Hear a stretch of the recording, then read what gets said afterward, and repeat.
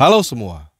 Karena banyak teman-teman yang bertanya kenapa Tuhan kalah bergulat dengan Yakub di dalam Kejadian 32, jadi saya buatkan video ini untuk menjawab pertanyaan teman-teman. Yuk kita langsung aja baca Kejadian 32 ayat 28. Lalu kata orang itu, "Namamu tidak akan disebut lagi Yakub, tetapi Israel, sebab engkau telah bergumul melawan Allah dan manusia dan engkau menang." Nah, di situ tertulis bergumul melawan apa? Melawan Tuhan atau melawan Allah?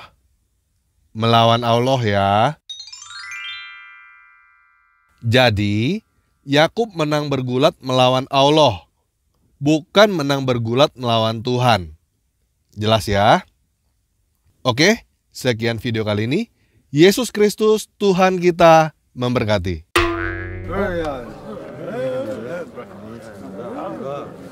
Hah? Apa? Masih nggak jelas? Apanya yang nggak jelas? Gini, saya bukan penyembah Allah. Jadi silakan teman-teman tanyakan langsung kepada para penyembah Allah, kenapa mereka menyembah sesuatu yang kalah dari Yakub? Saya juga nggak ngerti.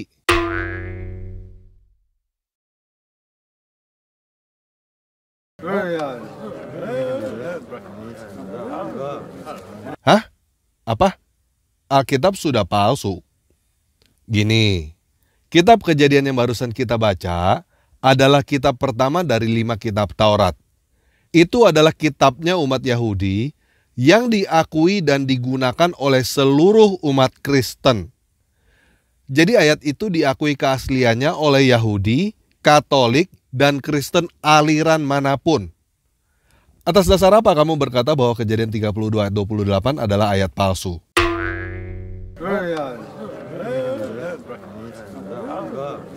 Hah? Apa? Menghujat Allah? Begini, kamu udah tahu belum bahwa Allah itu adalah sesuatu yang punya 2 tangan dan dua-duanya adalah tangan kanan? Kamu udah tahu belum bahwa Allah itu adalah sesuatu yang akan menyingkapkan betisnya? Bukankah dengan berkata bahwa Allah akan menyingkapkan betisnya, berarti Allah punya betis seperti makhluk? Masa Allah punya betis kayak makhluk? Buat apa Allah punya betis? Coba jawab kalau kamu benar-benar tahu Allah. Allah itu punya betis 1 atau 2? Kalau ada 2, apakah kedua betis Allah itu adalah betis kanan seperti tangannya? Gimana? Kamu nggak tahu apa-apa tentang Allah kan?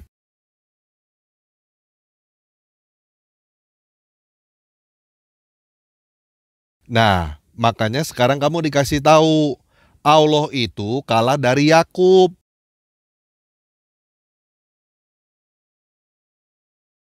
Jadi silakan teman-teman tanyakan kepada para penyembah Allah, ngapain sih menyembah sesuatu yang kalah dari Yakub?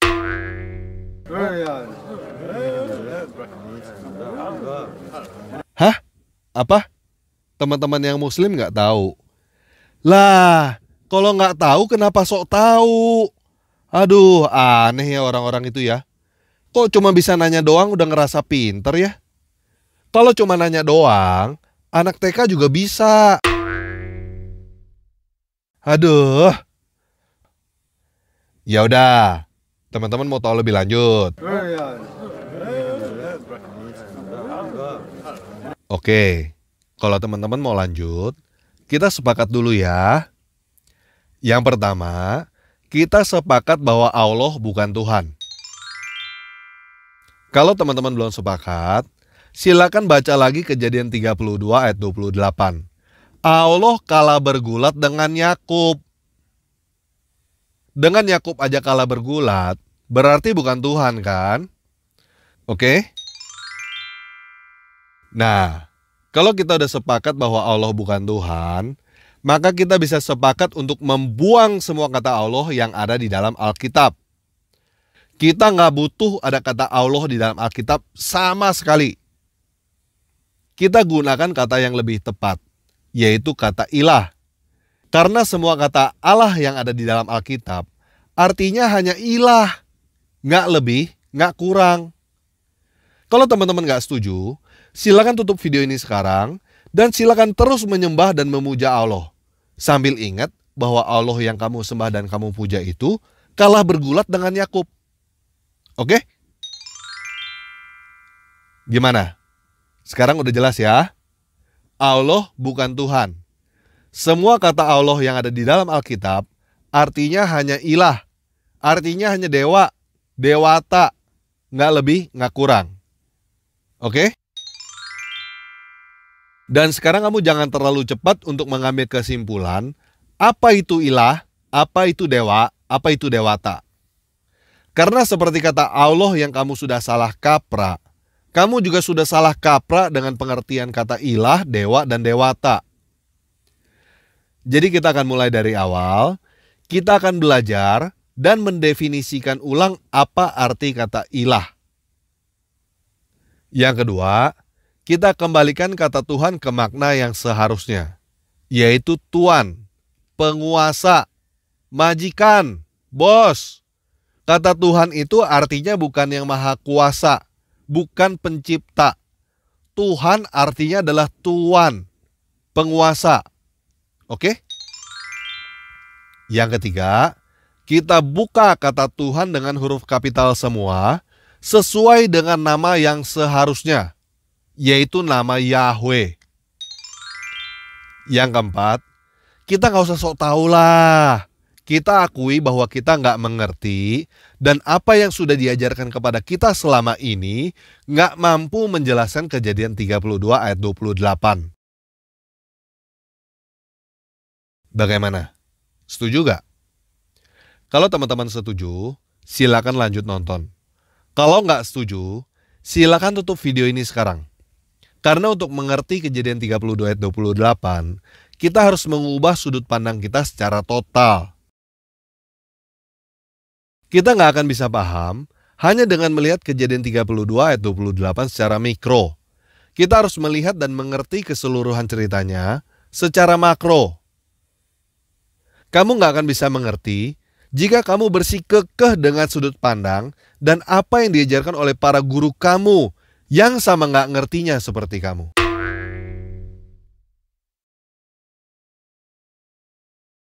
Oke? Nah, kalau teman-teman mau baca detailnya, silakan baca sendiri mulai dari Kejadian 25 sampai Kejadian 33. Teman-teman yang belum punya Alkitab, silakan cari dan download aplikasi Alkitab secara gratis. Karena saya tidak akan membacakan Kejadian 25 sampai 33 semuanya. Panjang banget.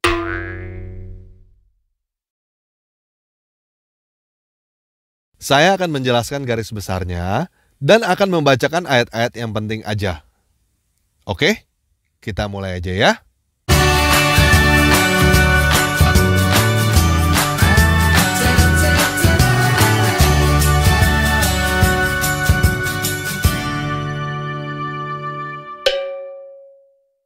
Yuk kita baca Kejadian 25 ayat 26. Sesudah itu keluarlah adiknya. Tangannya memegang tumit Esau, sebab itu dia dinamai Yakub. Ishak berumur 60 tahun pada waktu mereka lahir. Jadi Yakub artinya adalah memegang tumit. Esau dan Yakub adalah anak Ishak. Ishak adalah anak Abraham. Oke? Di dalam Kejadian 25 ayat 27 sampai 34 diceritakan bahwa Esau dan Yakub menjadi besar. Suatu ketika, Esau menjual hak kesulungan kepada Yakub dengan harga semangkuk sup kacang merah dan roti. Kenapa Esau menjualnya? Yuk kita baca Kejadian 25 ayat 32. Di situ Esau berkata, "Sebentar lagi aku mati. Apa gunanya bagiku hak kesulungan itu?" Jadi, Yakub adalah anak kedua dari Ishak.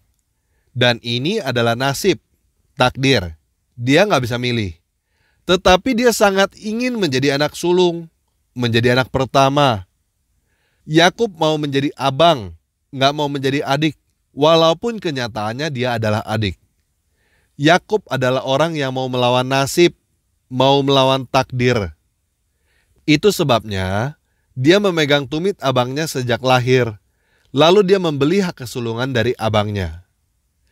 Esau adalah putra mahkota yang tidak menghargai apa yang dia punya. Bagi Yakub, menjadi anak sulung itu penting, tetapi bagi Esau tidak penting. Itu sebabnya Esau menjual hak kesulungannya dengan harga semangkuk sup kacang merah.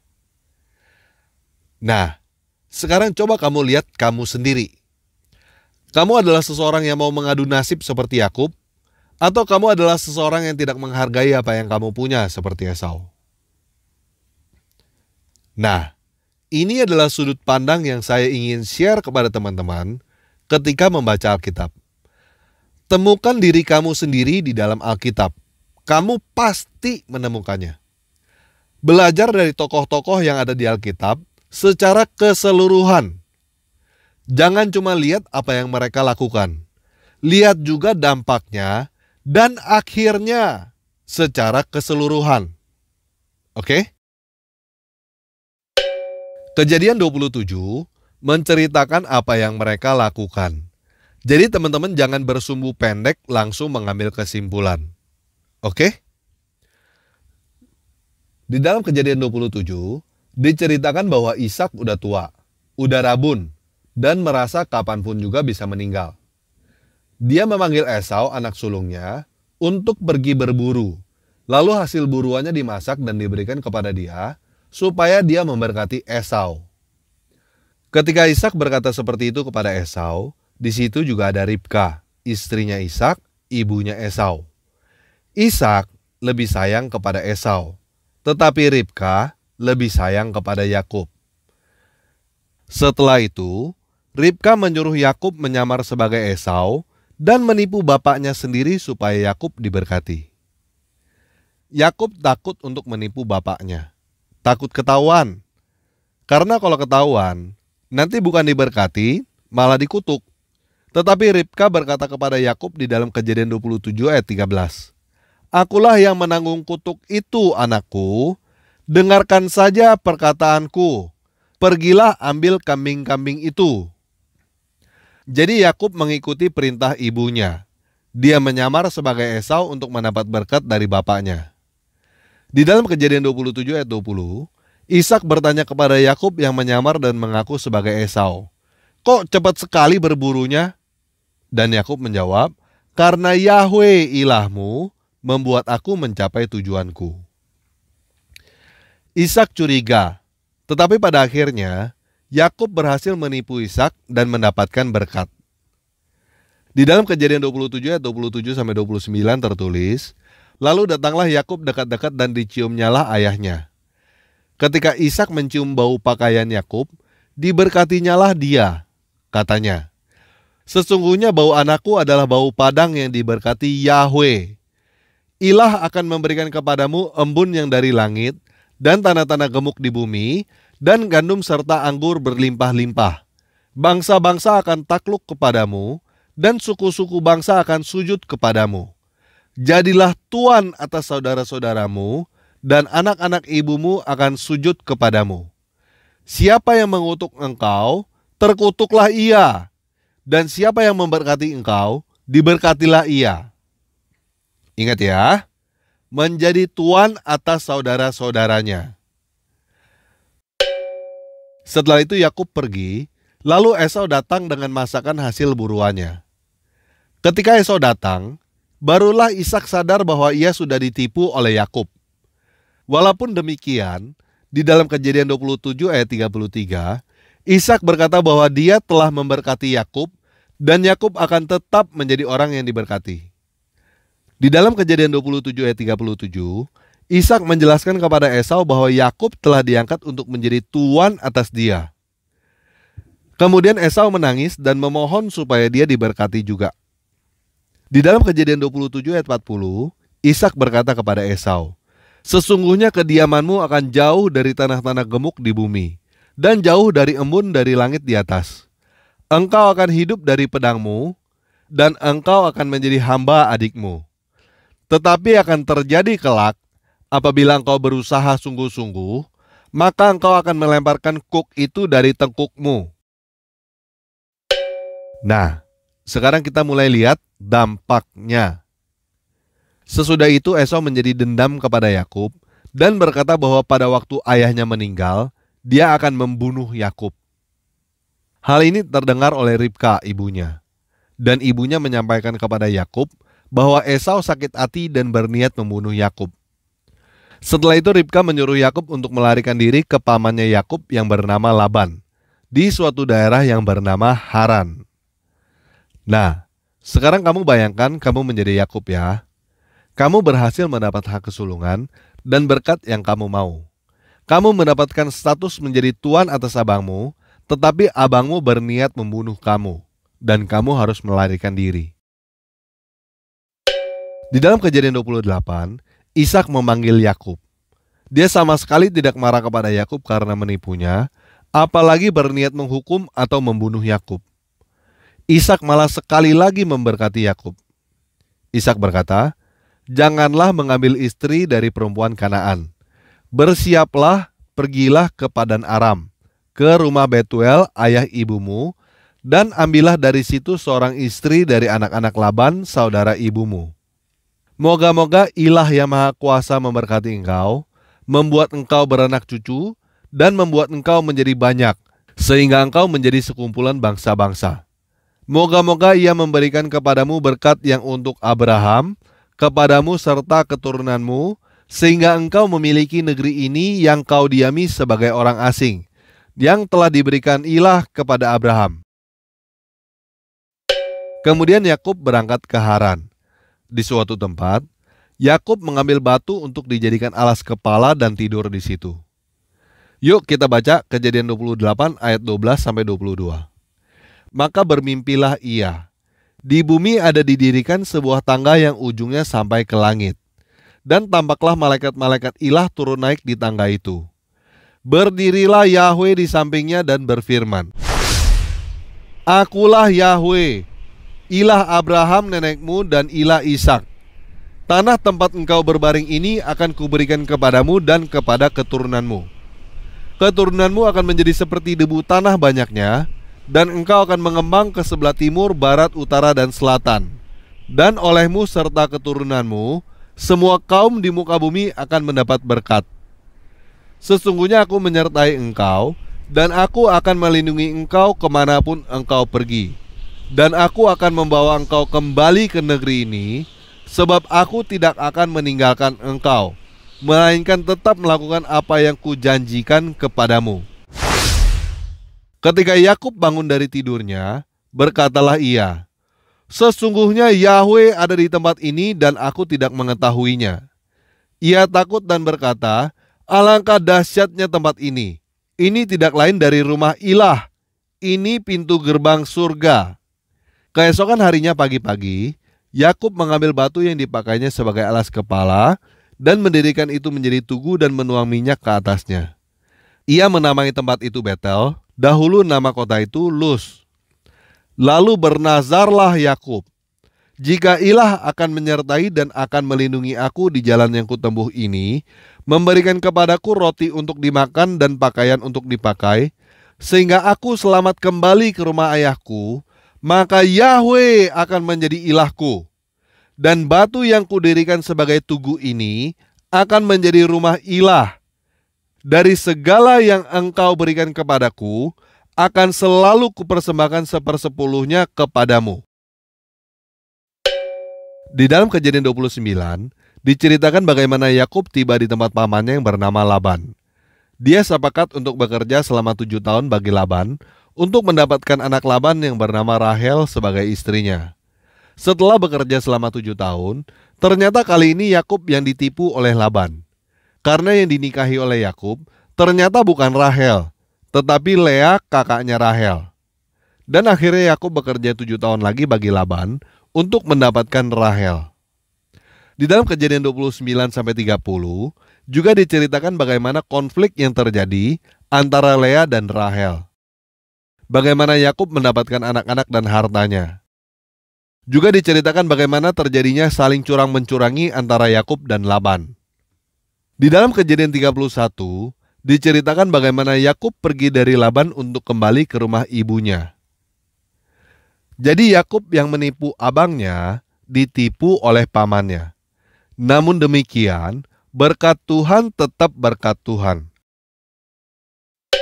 Kejadian 28-31 adalah proses yang diterima oleh Yakub.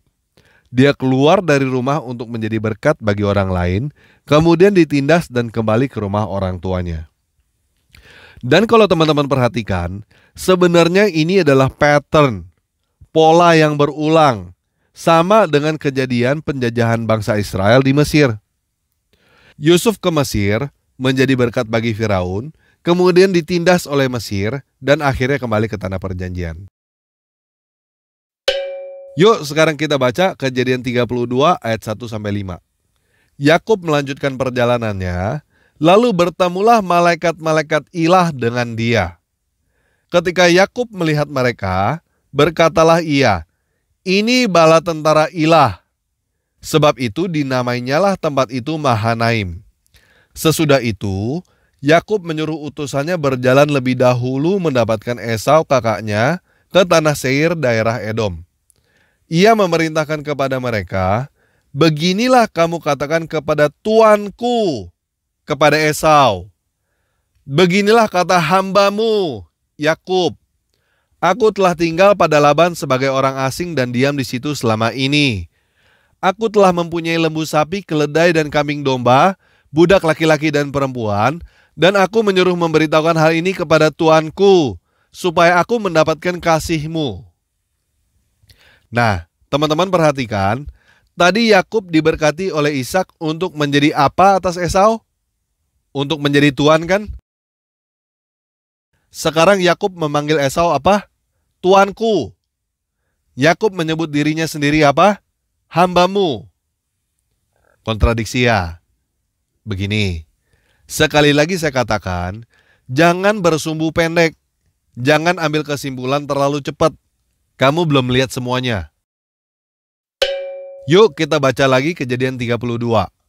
Kemudian pulanglah para utusan itu kepada Yakub dan berkata, "Kami telah sampai kepada kakakmu, kepada Esau, dan ia pun sedang di jalan menemui engkau, diiringi oleh 400 orang. Lalu sangat takutlah Yakub dan merasa sesak hatinya. Maka dibaginyalah orang-orang yang bersama-sama dengan dia, kambing dombanya, lembu sapi dan untanya, menjadi 2 pasukan. Sebab pikirnya, jika Esau menyerang pasukan yang satu sehingga terpukul kalah, maka pasukan yang tinggal akan terluput. Kemudian berkatalah Yakub, 'Ya ilah nenekku Abraham dan ilah ayahku Ishak, ya Yahweh, yang telah berfirman kepadaku, pulanglah ke negerimu serta kepada sanak saudaramu, dan aku akan berbuat baik kepadamu. Sekali-kali aku tidak layak untuk menerima segala kasih dan kesetiaan yang engkau tunjukkan kepada hambamu ini. Sebab aku hanya membawa tongkatku ini waktu aku menyeberangi sungai Yordan ini, tetapi sekarang telah menjadi 2 pasukan. Lepaskanlah kiranya aku dari tangan kakakku, dari tangan Esau, sebab aku takut kepadanya. Jangan-jangan ia datang membunuhku, juga ibu-ibu dengan anak-anaknya. Bukankah engkau telah berfirman, tentu aku akan berbuat baik kepadamu dan menjadikan keturunanmu seperti pasir di laut yang karena banyaknya tidak dapat dihitung." Jadi apa yang ada di benak Yakub? Esau datang membawa 400 orang untuk membunuhnya. Yakub masih teringat perkataan ibunya bahwa Esau dendam dan mau membunuhnya. Karena dulu Yakub mengambil hak kesulungan dan berkat dari ayahnya. Jadi Yakub mengirimkan persembahan di depan kepada Esau untuk mendamaikan hati Esau supaya Esau tidak membunuhnya. Nah, sampai di sini, dengan apa yang dilakukan oleh Yakub, saya berharap teman-teman bisa paham apa yang Yesus ajarkan di dalam Lukas 16 ayat 9. "Dan aku berkata kepadamu, ikatlah persahabatan dengan menggunakan mamon yang tidak jujur, supaya jika mamon itu tidak dapat menolong lagi, kamu diterima di dalam kemah abadi." Kita lanjut ya. Kejadian 32 ayat 21-22. Jadi persembahan itu diantarkan lebih dahulu, tetapi ia sendiri bermalam pada malam itu di tempat perkemahannya. Pada malam itu, Yakub bangun dan ia membawa kedua istrinya, kedua budaknya perempuan dan ke-11 anaknya, dan menyeberang ke tempat penyeberangan sungai Yabok. Nah, teman-teman perhatikan menyeberang sungai Yabok. Apa itu artinya? Seperti Musa melewati Laut Merah, seperti Yosua melewati sungai Yordan. Semua itu adalah nubuat tentang baptisan. Oke? Yuk kita baca lebih lanjut. Kejadian 32 ayat 23. Sesudah ia menyeberangkan mereka, ia menyeberangkan juga segala miliknya. Lalu tinggallah Yakub seorang diri. Dan seorang laki-laki bergulat dengan dia sampai fajar menyingsing. Ketika orang itu melihat bahwa ia tidak dapat mengalahkannya, ia memukul sendi pangkal paha Yakub. Sehingga sendi pangkal paha itu terpelecok ketika ia bergulat dengan orang itu. Lalu kata orang itu, "Biarkanlah aku pergi karena fajar telah menyingsing." Saud Yakub, "Aku tidak akan membiarkan engkau pergi jika engkau tidak memberkati aku." Bertanyalah orang itu kepadanya, "Siapakah namamu?" Saudnya, "Yakub." Lalu kata orang itu, "Namamu tidak akan disebut lagi Yakub, tetapi Israel, sebab engkau telah bergumul melawan ilah dan manusia dan engkau menang. Bertanyalah Yakub, katakanlah juga namamu." Tetapi Saudnya, "Mengapa engkau menanyakan namaku?" Lalu diberkatinyalah Yakub di situ. Yakub menamai tempat itu Peniel, sebab katanya, "Aku telah melihat ilah berhadapan muka, tetapi nyawaku tertolong." Nah, pertama-tama pasti teman-teman mau bertanya, Yakub bergulat melawan siapa? Yuk kita balik lihat Kejadian 32 ayat 1-2. Yakub bertemu dengan siapa? Dengan para malaikat ilah, bala tentara ilah. Jadi Yakub bergulat dengan salah satu dari bala tentara ilah itu. Untuk apa Yakub bergulat dengan salah satu dari bala tentara ilah itu? Supaya diberkatin. Diberkatin apa lagi? Diberkatin supaya nggak dibunuh oleh Esau. Supaya dijaga oleh bala tentara ilah itu dari Esau. Jelas ya? Yuk kita baca kelanjutannya. Kejadian 33 ayat 1-11. Yakub melayangkan pandangnya, lalu dilihatnya Esau datang dengan diiringi oleh 400 orang. Maka diserahkannyalah sebagian dari anak-anak itu kepada Lea, dan sebagian kepada Rahel, serta kepada kedua budak perempuan itu. Ia menempatkan budak-budak perempuan itu beserta anak-anak mereka di muka, Lea beserta anak-anaknya di belakang mereka, dan Rahel serta Yusuf di belakang sekali. Dan ia sendiri berjalan di depan mereka. Ia sujud sampai ke tanah 7 kali, hingga ia sampai ke dekat kakaknya itu.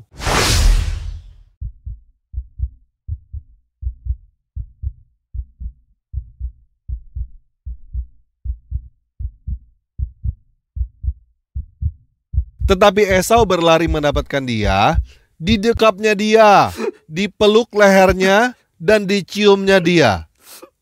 Lalu bertangis-tangislah mereka.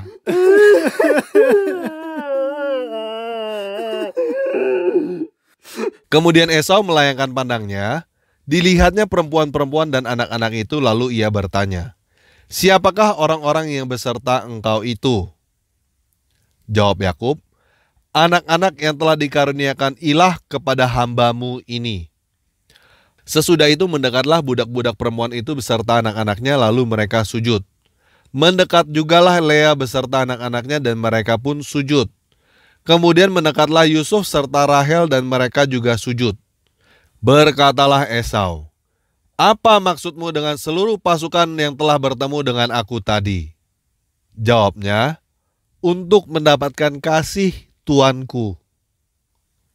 Tetapi kata Esau, "Aku punya banyak adikku. Peganglah apa yang ada padamu." Tetapi kata Yakub, "Janganlah kiranya demikian. Jikalau aku telah mendapat kasihmu, terimalah persembahanku ini dari tanganku. Karena memang melihat mukamu, bagiku serasa melihat wajah ilah. Dan engkau pun berkenan menyambut aku. Terimalah kiranya pemberian tanda salamku ini yang telah kubawa kepadamu. Sebab ilah telah memberi karunia kepadaku, dan aku mempunyai segala-galanya." Lalu dibujuk-bujuknyalah Esau sehingga diterimanya. Oke, cerita Esau dan Yakub saya hentikan sampai di sini. Kalau teman-teman mau tahu lebih lanjut, silakan baca sendiri ya. Nah, saya mau mengutip apa yang Yesus katakan supaya teman-teman mengerti apa yang terjadi. Supaya teman-teman paham bahwa definisi kamu tentang berkat, tentang menjadi pemimpin, tentang ilah, berbeda dengan definisi Yesus. Oke? Matius 20 ayat 25-28 terjemahan tanpa ragi. Kemudian Yesus memanggil mereka dan berkata, "Kalian tahu bahwa para pemimpin bangsa-bangsa menggunakan kuasa mereka dan para pembesar menggunakan wewenang mereka. Bukanlah demikian di dalam kalian. Tetapi siapa yang ingin menjadi besar di dalam kalian, dia akan menjadi pelayan kalian. Dan siapa yang ingin menjadi yang pertama di dalam kalian, dia akan menjadi abdi kalian. Seperti putra manusia tidak datang untuk dilayani, tetapi untuk melayani dan memberikan jiwanya untuk menggantikan tebusan orang-orang yang banyak." Jadi begini, Yakub memulai hidup dengan berpikir bahwa untuk menjadi pemimpin, dia harus menipu orang. Tetapi pada akhirnya, dia belajar bahwa untuk menjadi pemimpin, dia harus melayani. Seperti yang Yesus ajarkan. Oke, sekian video kali ini. Yesus Kristus Tuhan kita memberkati.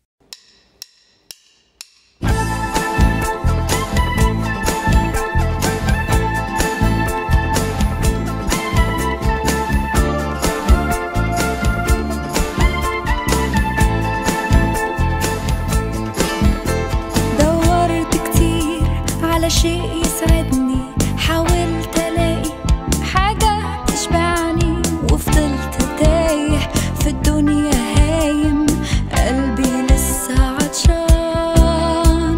سمعت واحد بيناديني، قال تعال امسك بإيدي، أنا عارفك، ده أنا خلقك، أنا حاسس